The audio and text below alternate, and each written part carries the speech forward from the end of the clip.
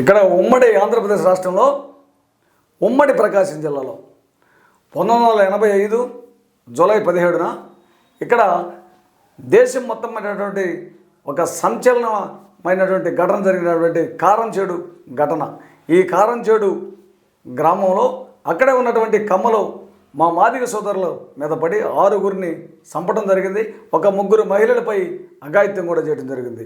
అయితే అక్కడే చూస్తున్నటువంటి సాక్ష్యాలతో చూస్తున్నటువంటి ఒక మహిళ కారంచేడు మాదిగ బిడ్డ బాధితురాలైనటువంటి చులోచన ఈమె ఏమేం మాట్లాడుతుందో ఒక్కసారి వినండి. ఫుల్ఫిల్లింగ్ లేదు అసలు.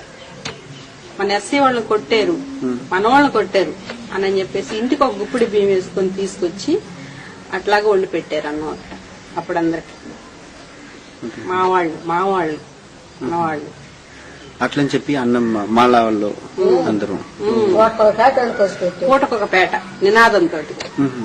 ఇప్పుడు పూటకొక పేట అంటే ఇక్కడ జానిపేట, జయంతిపేట, మరీంపేట, శాంతినగర్ ఇట్లా పేటలు ఉన్నాయి అన్ని.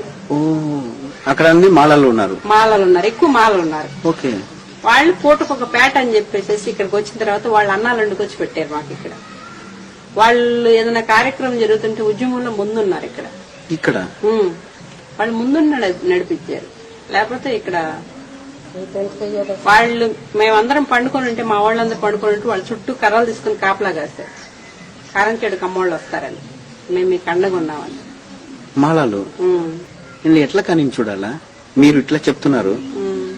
అక్కడ బయట ఆ సంఘటన జరిగినప్పుడమ్మా 85లో ఈ గొడవ జరిగినప్పుడు వాళ్ళు కాపలా కాశారు. అట్లాగా చుట్టూ పండుకున్న వాళ్ళని మేమందరం అక్కడ పండుకొని ఉంటే 4 ఇక్కడ 4 పెద్ద పెద్ద ఒక పూరి పాకలు తాటాకులతో ఇక్కడి నుంచి అంతవరకు పెద్ద పెద్ద పాకలు వేస్తే ఆ 4 పాకల్లో అందరూ ఉండేవాళ్ళు అనమాట.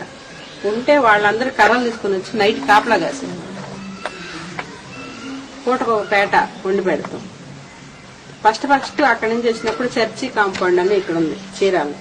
అక్కడ పెద్ద స్థలం ఉంటుంది. ఇప్పుడు మీరు చూడొచ్చు వెళ్తే టౌన్ లోని అందరూ హాస్పిటల్ కి చర్చి కాంపౌండ్ దగ్గర అనమాట.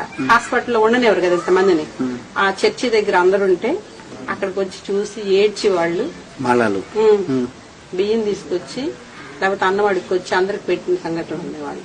అయితే గతంలో ఈ కారంచేడు మీద ఏ విధమైనటువంటి గొడవ పడిందో మీ అందరికీ తెలుసు. మాదిగలను చంపిన తర్వాత ఆ చుట్టుపక్కల చీరాలకు 6 కిలోమీటర్ల దూరంలో ఈ కారంచేడు ఉంటుంది. ఈ చీరాలలో సుమారుగా 17-18 మాలపల్లిలు ఉంటాయి. ఈ మాలలందరూ ఈ మాదిగలను కారంచేడు మాదిగలను హత్తుకొని చీరాలు తీసుకెళ్ళి ఆ చర్చిలో ఉంచి గుప్పెడి బియ్యం పిడికెడి బియ్యంతో మరి వండి పెడుతూ ఆ తర్వాత రోజుకొక కాలనీ చొప్పున వీళ్ళకి వండి పెడుతూ రాత్రుల పూట కర్రలు తీసుకొని వీరికి కాపలాగా ఉంటూ పడుకొని ప్రశాంతంగా నిద్రపోండి చెప్పి వీరికి ప్రశాంతతనిచ్చి వీరు మా వాళ్ళు, మా దళితులు, మా సోదరులు, మా ఆత్మీయులు, మాదిగలంటే వేరే వాళ్ళు కాదు, మా మాలలకు అనుబంధమైనటువంటి వారు, మేమందరం ఒకటేనని చెప్పి ఆ రోజు మా మాలలు ఈ మాదిగలకు కారంచేడు మాదిగలకు వెన్నుదన్నుగా ఉండి వీరికి ఆశ్రయం కల్పించి మరొకసారి ఈ కారంచేడు కమ్మలు ఈ మాదిగల మీదకి రాకుండా భయభ్రాంతులకు గురి చేసినటువంటి సంఘటన మీ అందరికీ తెలుసు. మాలలు మాదిగల మీద ఎంత ప్రేమగా ఉంటారో ఈ దేశంలో రాష్ట్రంలో అందరికీ తెలుసు. అయితే ఆ యొక్క కారంచేడు ఘటనను మహానుభావులు కత్తి పద్మారావు గారు, బొజ్జ తారకం గారు, ఎందరో మహానుభావులు వీరందరూ మా మాలలు ముందుండి ఈ ఉద్యమాన్ని తీవ్రతరం చేసి ఉధృతం చేసి ఢిల్లీ స్థాయిలోకి ఉద్యమాన్ని తీసుకెళ్ళి మరి ఎఫ్ఐఆర్లో నిందితులుగా 150 మందిని చేర్చి బాధితులందరికీ మరి విజయనగర్ కాలనీ అనే ఒక కాలనీని ఏర్పాటు చేసి పక్కా ఇళ్ల స్థలాలు, పొలాలు, గవర్నమెంట్ ఉద్యోగాలు ఇప్పించి మరి ఎన్నో రకాలైనటువంటి మేళ్లు చేసి మరి మాదిగ సోదరుల్ని హత్తుకున్నటువంటి సంఘటన మరి ఈ దేశంలో ప్రతి ఒక్కరికి తెలుసు. కాబట్టి మాదిగలు మా వాళ్ళు అనుకొని ఆ రోజు మా మాలలు ముందుండి ఉద్యమాన్ని నడిపించి మరి ఆ విధంగా చేస్తే ఇదంతా గమనించకుండా ఈ ఉద్యమం అప్పుడు ఎక్కడున్నాడో తెలియదు ఈ మందాకృష్ణ. ఇప్పుడు ఈ యొక్క కారంచేడు ఉద్యమాన్ని పసికట్టినటువంటి అగ్రకులాలు వారు అంటే పాలకవర్గ పెత్తందారులు అన్ని కులాల వారు కమ్మ, రెడ్డి, నాయుడు 3 కులాల వారు ఒక చోట అయ్యి పార్టీలకు అతీతంగా చేరి ఈ మాలామాదిగలు కలిసింటే మన రాజకీయ భవిష్యత్తుకు అడ్డమవుతారు, మన రాజకీయ భవిష్యత్తు అంధకారంలో పడిపోతుంది. ఏది ఏమైనా విభజించు పాలించని సిద్ధాంతంతో ఖచ్చితంగా వీళ్ళని విభజించాలనే నెపంతో వీళ్ళు పన్నాగం పన్ని ఒక పక్క ప్రణాళికతోటి అప్పుడు మందకృష్ణను తీసుకొచ్చి ఆ ఉద్యమం జరిగిన తర్వాత వర్గీకరణ నెపంతో డైరెక్టర్గా, ఇండైరెక్టర్గా, మరి ఆర్థిక పరంగా అనేక రకాలుగా ఈ యొక్క మందకృష్ణకు చేదోడు వాదోడుగా ఉండి వర్గీకరణ ఉద్యమాన్ని లేపి ఈరోజు మాలామాదిగలను విడదీయాలనే నెపంతో 30 సంవత్సరాలుగా ఈ వర్గీకరణ ఉద్యమానికి ఆజ్యం పోస్తున్నటువంటి పాలకవర్గ పెత్తందారులు అగ్రకులాల వారు అని అందరూ తెలుసుకోవాలి.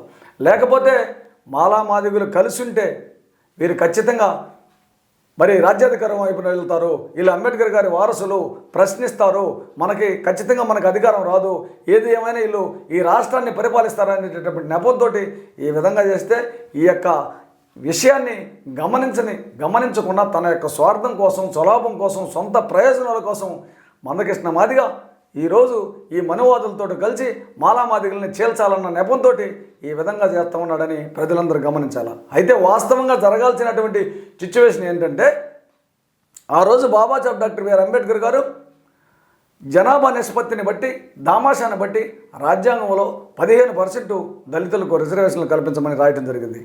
ఈరోజు మరి జనాభా దామాషా ప్రకారం మన జనాభా 25% పెరిగింది కాబట్టి 25% మాకు రిజర్వేషన్ కల్పించాలా జనాభా దామాషా ప్రకారం అని పోరాడు మందకృష్ణ. నీ వెనకొడతా మేము ఉంటాం, నీ నాయకత్వాన్ని మేము ఫాలోఅప్ చేస్తాం. అంతేకాకుండా ఈరోజు నువ్వు తెలంగాణలో ఒక పార్టీ పెట్టి ముఖ్యమంత్రి కావాలని చెప్పే నెపంతో మేమందరం ఉండి నీ వెనకొడతా ఉండి, నీ వెనక ఉండి నువ్వు ముఖ్యమంత్రి అయిందాక మేము పనిచేస్తాం, మన ఓట్లన్నీ మీకే వేస్తాం.